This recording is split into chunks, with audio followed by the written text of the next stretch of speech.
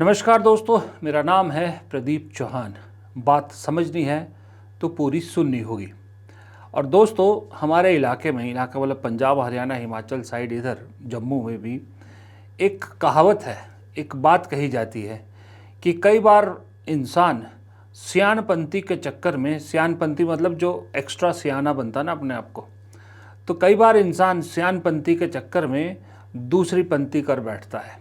अब वो दूसरी पंथी के आप समझ ही गए होंगे, मतलब कई बार आदमी अपने आप को ओवर स्मार्ट बनने के चक्कर में कुछ ऐसी गलती कर बैठता है जो बहुत भारी पड़ती है। अब मैं आपको ये कहावत क्यों सुना रहा हूँ, दरअसल ये कहावत या जो भी सेइंग है, ये लालू प्रसाद यादव पे फ़िलहाल बड़ी फिट बैठती नज़र आ रही है।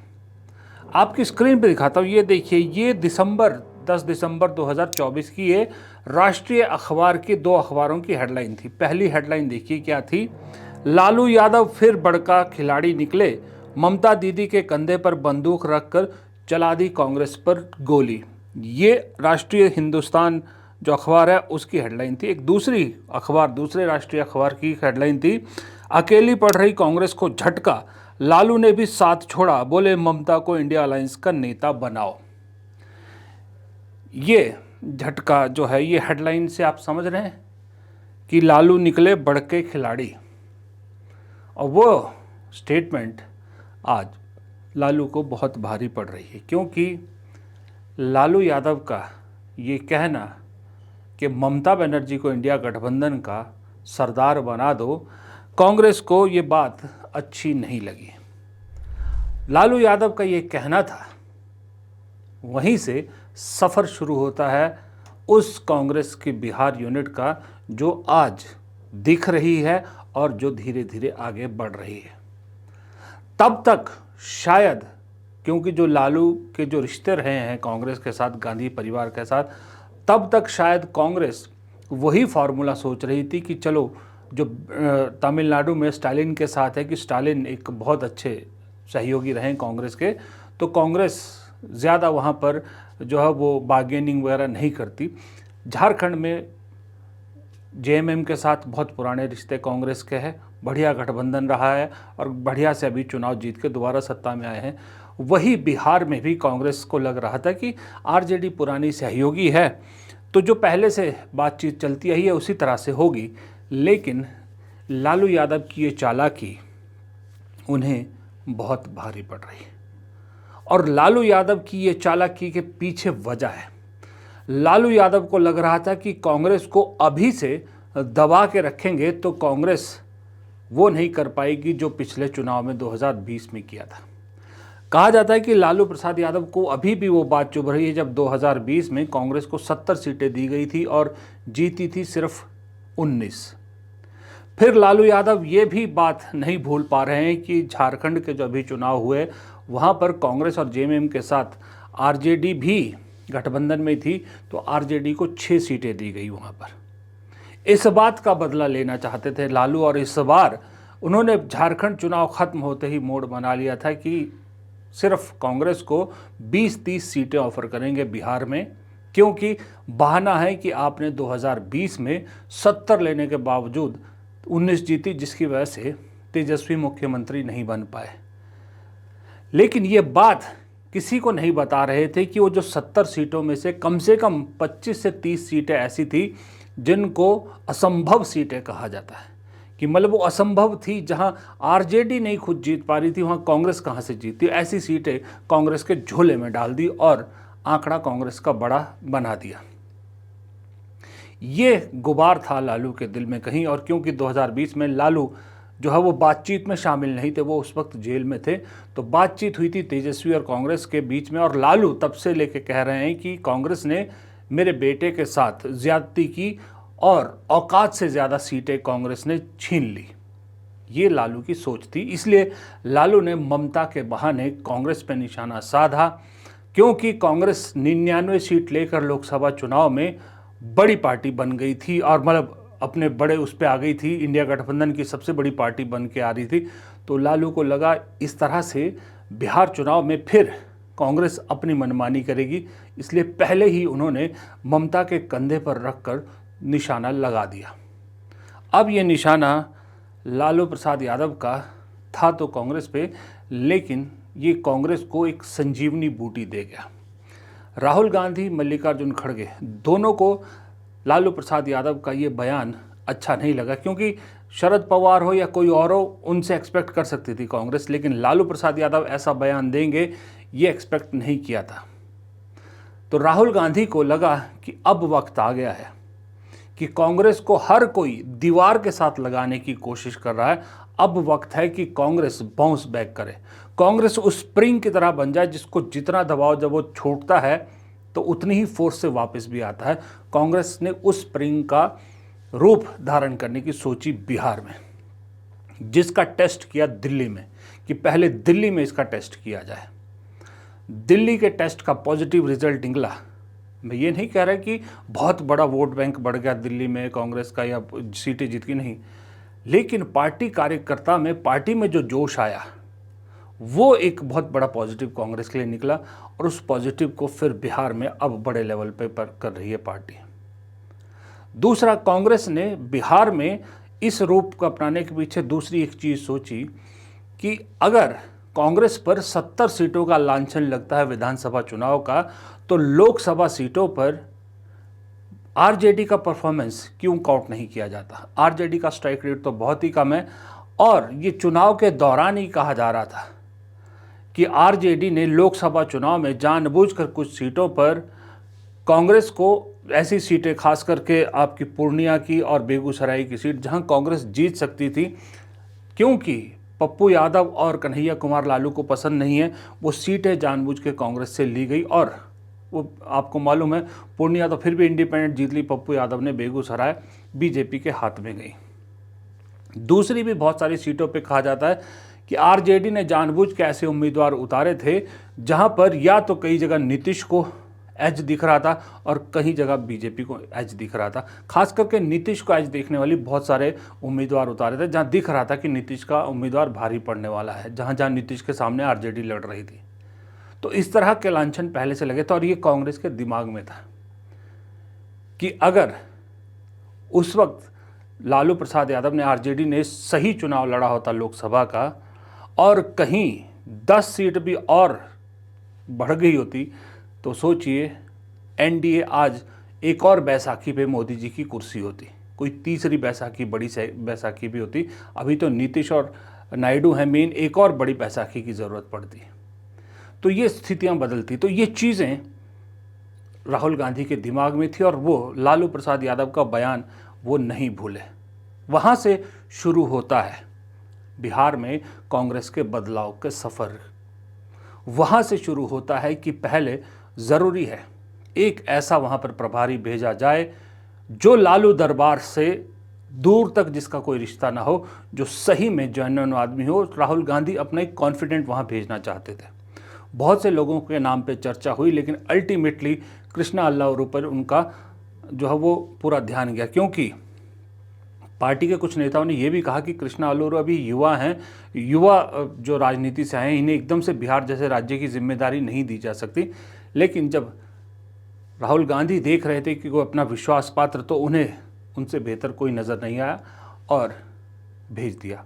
कृष्णा अल्लाउरू भी अपनी जो उम्मीदें थी राहुल गांधी को, उनसे उम्मीदें थी, उस पर अब तक खरे उतर के आए हैं। लालू दरबार में एक बार भी हाजिरी देने नहीं गए। मैंने 1-2 बार पहले भी आपको बताया कि उसके बाद बेशक राहुल गांधी बिहार गए, वो भी लालू दरबार में नहीं जाने वाले थे, लेकिन उस वक्त के कांग्रेस के अध्यक्ष अखिलेश प्रताप सिंह की वजह से तेजस्वी यादव एयरपोर्ट पर पहुंच गए और पिता की सेहत का हवाला देते हुए राहुल गांधी को अपने घर ले गए, वरना राहुल गांधी भी नहीं जाने वाले थे। फिर अगला स्टेप हुआ कि अब लालू के जितने वहाँ मोहरे हैं उन्हें हटाया जाए, यानी मोहरे हटा के बिहार में एक मैसेज कांग्रेस देना चाहती थी कि दरअसल कांग्रेस लालू से मुक्त हो गई है। लालू मुक्त कांग्रेस का संदेश देना चाहती थी। उसके लिए ज़रूरी था अखिलेश जैसे लोगों को हटाना, वो हटाया। फिर ये था कि अगर लालू प्रसाद यादव कांग्रेस के ज़ख्मों पर नमक छिड़क सकते हैं, ममता बनर्जी को कांग्रेस के सामने ही ममता बनर्जी का समर्थन कर सकते हैं, तो फिर कांग्रेस ने कहा हम भी क्यों लिहाज करें। फिर वही चेहरे उतार दिए वहाँ पर बिहार में, जिनसे लालू प्रसाद यादव और उनके लोगों को प्रॉब्लम होती है। वो चेहरे हैं कन्हैया कुमार, साथ में पप्पू यादव। कन्हैया कुमार की यात्रा, इसको लेके आरजेडी ने ऑब्जेक्शन किया था। कुछ लोग तो कहते हैं कि तेजस्वी ने फ़ोन भी किया था।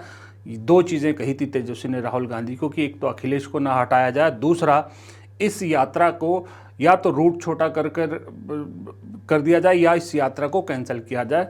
राहुल गांधी ने दोनों चीज़ें मानने से इनकार कर दिया। तो ये एक बयान से निकली चीज़ें हैं। अभी आलम यह है बिहार में कि लालू प्रसाद यादव इफ्तार की पार्टी देते हैं अपने एक नेता के घर में, आरजेडी देती है, लालू देते हैं, कांग्रेस का कोई नेता वहाँ नहीं जाता। हालांकि कांग्रेस के नेता कह रहे हैं कि वो अपने अपने कार्यक्रमों में व्यस्त थे इसलिए नहीं जा पाए, लेकिन ये किसी से हजम नहीं हो रहा कि एक भी नेता के पास वक्त नहीं था कि वो इफ्तार पार्टी में जा सके। दूसरी तरफ नीतीश कुमार की इफ्तार पार्टी में जाने से बहुत से मुस्लिम संगठन मना कर देते हैं क्योंकि उन्होंने वक्फ बिल पर सरकार का समर्थन किया। लेकिन कांग्रेस यहाँ पर नीतीश के समर्थन में आ जाती है। कांग्रेस नेता कहते हैं कि वक्फ बिल अलग बात है, उसका हमने भी विरोध किया था, लेकिन इफ्तार पार्टी में, वो भी नीतीश कुमार की इफ्तार पार्टी में कोई जाए या ना जाए ये उसका निजी फैसला होना चाहिए, किसी तरह की पाबंदी नहीं होनी चाहिए। कांग्रेस ने ये कहा। इनडायरेक्टली वो नीतीश कुमार के सपोर्ट में उतरे। तो ये नीतीश कुमार के सपोर्ट में इफ्तार पार्टी को लेकर उतरना और लालू की इफ्तार पार्टी से दूरी क्या संदेश देता है?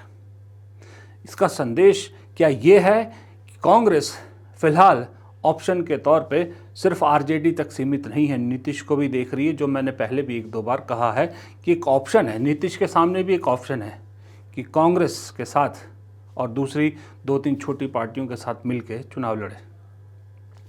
क्या ये नीतीश कुमार के लिए इशारा था? क्योंकि नीतीश कुमार बीजेपी में अंदर कैसे फंसे हुए हैं ये भी किसी से नहीं छुपा। नीतीश कुमार की तबीयत को लेकर कैसी कैसी खबरें उड़ाई जा रही है ये भी सबको मालूम है। नीतीश कुमार अपने बेटे को लॉन्च करना चाहते हैं। बीजेपी में रहते हुए बेटे की वो लॉन्चिंग नहीं हो पाएगी बीजेपी के साथ रहते हुए, जो शायद बीजेपी से निकल कर वो कर पाएँ, क्योंकि अगर बीजेपी से निकल कर वो कांग्रेस के साथ आते हैं तो वो एक बड़ी पार्टी के रूप में वहाँ होंगे, लीड करेंगे उस गठबंधन को। लेकिन अगर बीजेपी के साथ रहेंगे तो वो दूसरे नंबर की पार्टी होगी इस बार, ये भी तय है। तो ऐसे में बेटे को कैसे लॉन्च करेंगे वो?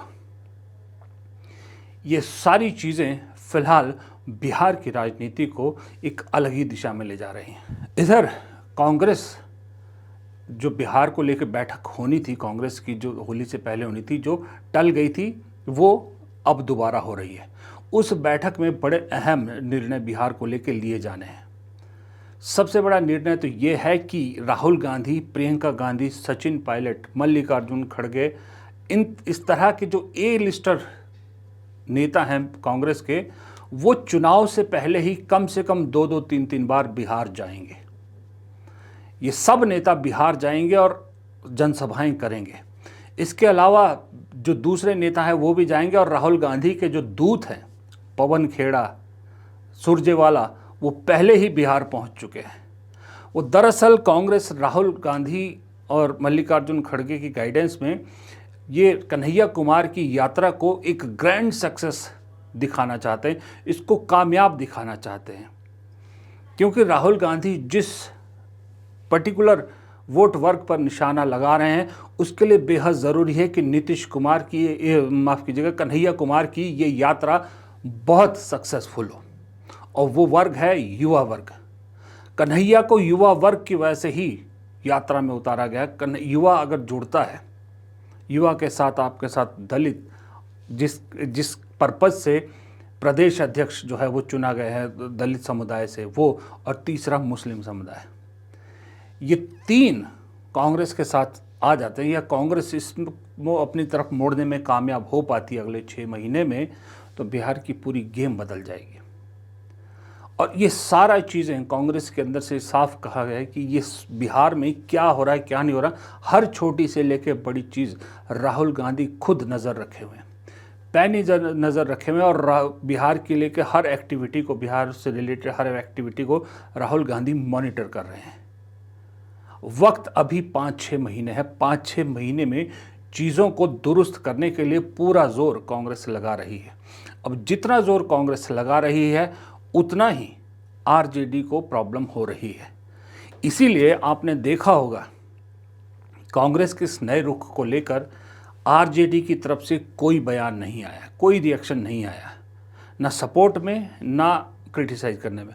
और इसी तरह कांग्रेस भी बहुत नपे तुले शब्दों में ना आरजेडी को लेकर कोई बयान दे रही है, वो सिर्फ अपने बारे में बात कर रही है कि हम जो है अब बी टीम नहीं बनना चाहते। कहीं आरजेडी के बारे में कोई नेता कोई गलत बयानबाजी नहीं कर रहा है, क्योंकि ऊपर से राहुल गांधी के सख्त इंस्ट्रक्शंस हैं कि लालू प्रसाद यादव और उनकी पार्टी या तेजस्वी को लेकर कोई गलत बयानी नहीं होगी। बहुत बैलेंस करके चलाया जा रहा है, क्योंकि इस बार कांग्रेस सारे ऑप्शन खुले रखना चाहती है। और अगर आरजेडी के साथ जाएगी तो ये कहा जा रहा है कि वो 70 सीटें तो मांगेगी, आंकड़ा तो 70 ही रहेगा, लेकिन इस बार वो 30 सीटें ऐसी जो ज़बरदस्ती इम्पॉसिबल वाली सीटें कांग्रेस के झोले में डाली गई थी वो नहीं होंगी। कांग्रेस अपनी पसंद की 70 सीटें लेना चाहती है, इसीलिए पूरा बिहार नाप रही है और पूरे बिहार में अपने फुट होल्ड को जो है मजबूत कर रही है, ताकि आरजेडी के सामने टेबल पर कागज़ों के साथ, सबूतों के साथ, रिपोर्ट के साथ दावा पेश कर सके। तो ये बिहार की राजनीति में इस वक्त दरअसल कांग्रेस की राजनीति को लेकर बहुत कुछ चल रहा है। लेकिन वो कहते हैं ना कि कई बार एक शब्द किसी का आपको जगाने के लिए बहुत होता है। कई बार किसी का एक शब्द ऐसा चुभ जाता है कि आदमी हौसला जो खो चुका होता है वो पूरा हौसला वापस, न सिर्फ हौसला अपना वापस पाता है बल्कि ठान लेता है कि अब तो मैं ये करके ही रहूँगा, और कामयाब भी होता है। वही चीज़ कांग्रेस के लिए बिहार में लालू प्रसाद यादव ने की। अगर लालू ने ममता बनर्जी को आगे करके उनके कंधे पर बंदूक नहीं चलाई होती तो शायद आज कांग्रेस फिर लालू के इशारों पर ही चल रही होती। फिलहाल इस वीडियो में इतना ही। अगर आपने चैनल को सब्सक्राइब नहीं किया प्लीज़ चैनल को सब्सक्राइब कर लीजिए। वीडियो मेरे पसंद आते हैं तो वीडियो को लाइक और शेयर ज़रूर किया कीजिए, और कमेंट बॉक्स में आपकी राय तो हमेशा से बहुत अहम रही है। नमस्कार।